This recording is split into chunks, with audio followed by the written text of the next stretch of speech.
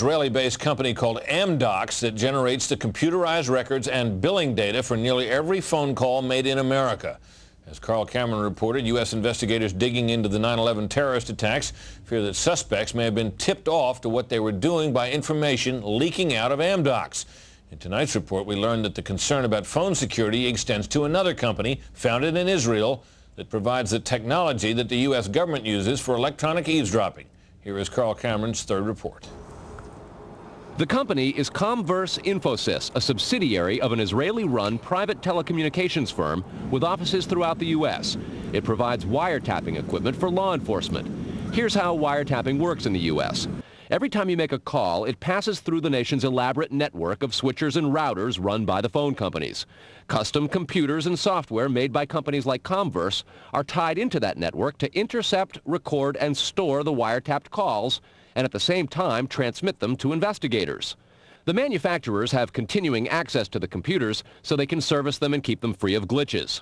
This process was authorized by the 1994 Communications Assistance for Law Enforcement Act, or CALEA. Senior government officials have now told Fox News that while CALEA made wiretapping easier, it has led to a system that is seriously vulnerable to compromise and may have undermined the whole wiretapping system. Indeed, Fox News has learned that Attorney General John Ashcroft and FBI Director Robert Mueller were both warned October 18th in a hand-delivered letter from 15 local, state, and federal law enforcement officials who complained that, quote, law enforcement's current electronic surveillance capabilities are less effective today than they were at the time CALEA was enacted. Comverse insists the equipment it installs is secure, but the complaint about this system is that the wiretap computer programs made by Comverse have in effect a back door through which wiretaps themselves can be intercepted by unauthorized parties. Adding to the suspicions is the fact that in Israel, Comverse works closely with the Israeli government and under special programs gets reimbursed for up to 50% of its research and development costs by the Israeli Ministry of Industry and Trade.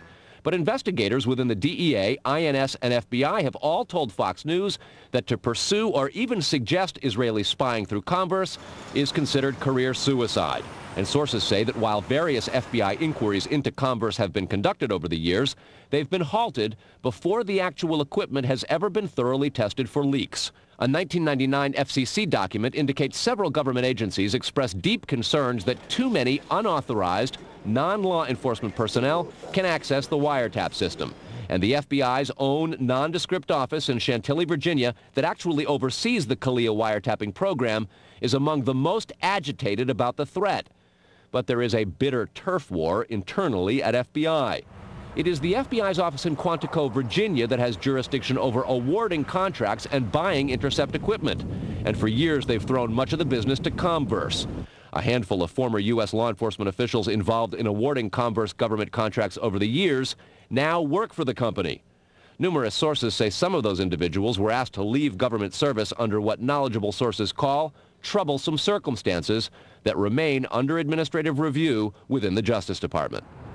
And what troubles investigators most, particularly in New York in the counterterrorism investigation of the World Trade Center attack, is that on a number of cases, suspects that they had sought to wiretap and surveil immediately changed their telecommunications processes. They started acting much differently as soon as those supposedly secret wiretaps went into place. Brett? Carl, is there any reason to suspect in this instance that the Israeli government is involved?